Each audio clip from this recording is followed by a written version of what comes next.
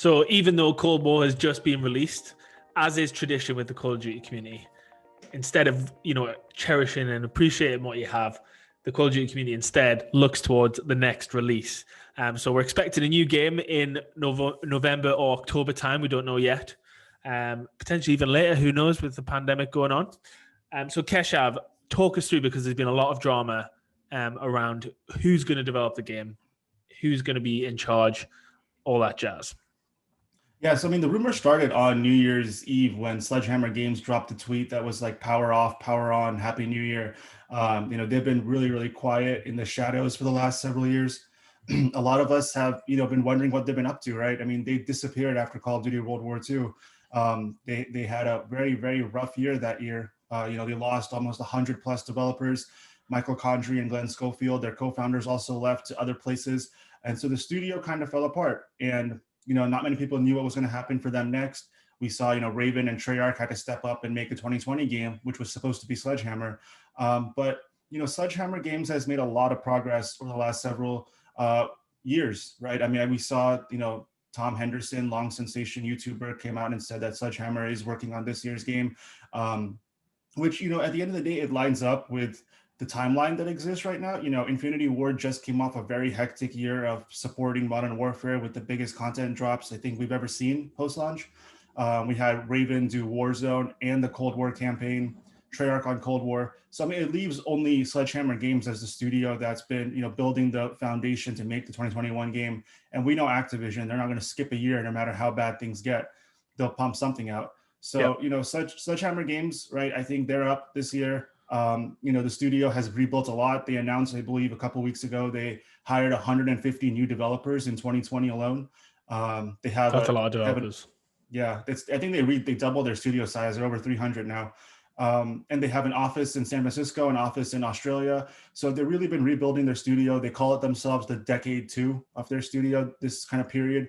So I definitely think Sledgehammer is ready for this year, the primetime spotlight. I guess the bigger question is what they're working on, right? I mean, I've seen a lot of tweets from people, right away saying we want Advanced Warfare 2. Other people saying they want, World War 3, which kind of makes no sense because Modern Warfare technically is World War 3. Modern Warfare did that already. But it could be a brand new timeline too, right? I mean, Sledgehammer has a lot of different avenues to explore. There's a lot more in the future to explore. There's also some wars in the past that haven't been explored by Call of Duty. So the possibilities for what they're working on are quite, vast, but I think as we get closer and closer to the middle of the year, it'll start to become clearer from rumors and leaks what they're truly working on.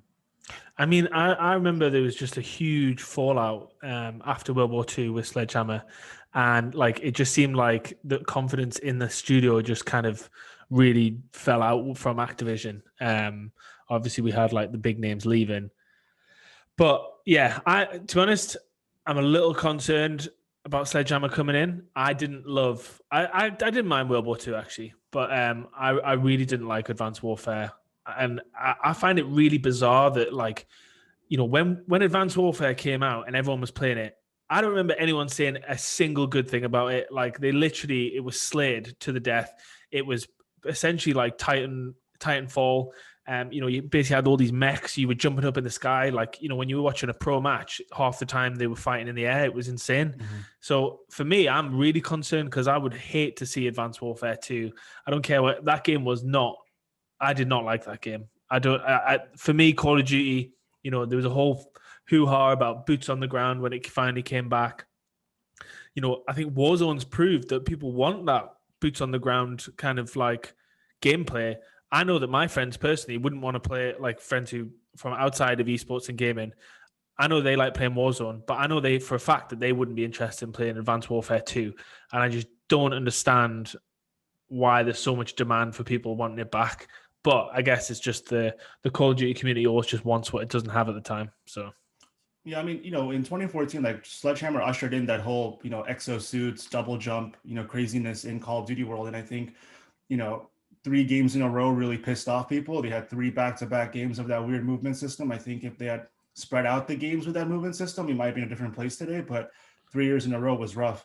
And, in 2018, right, as you mentioned, too, Sledgehammer Games been through a rough period. It is worrying, right? I mean, they lost over 100 developers. Activision, forced out the studio leads. off there. You know, it almost feels like Infinity Ward's 2020 situation, right? Half the studio left, the leads Yeah. were removed. And so it was worrisome. But you know, everything I've seen from their socials and people I've spoken to, they've rebuilt pretty strongly. So I think there's a lot to come from them. But again, it's a waiting game to see until they announce.